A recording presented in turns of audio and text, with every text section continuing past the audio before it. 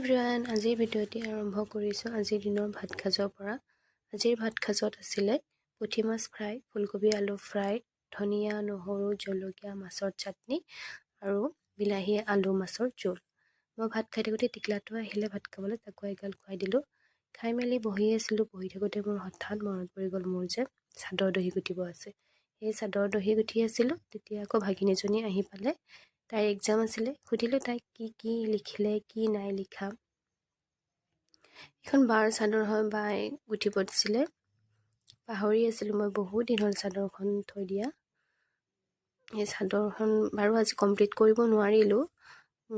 দহি গুঠি থাকোঁতে আকৌ টিউশ্যন আহিলে, টিউশ্যন কৰিলোঁ। টিউশ্যন কৰি মেলি আকৌ মায়ে চিকেন পকৰা আনিলে, চিকেন পকৰা খালোঁ। আপোনালোকৰ যদি মোৰ ভিডিঅ'বোৰ চাই ভাল লাগে, প্লিজ লাইক কমেণ্ট ছাবস্ক্ৰাইব কৰি দিব চেনেলটো। আজিলৈ আহিছোঁ, বাই।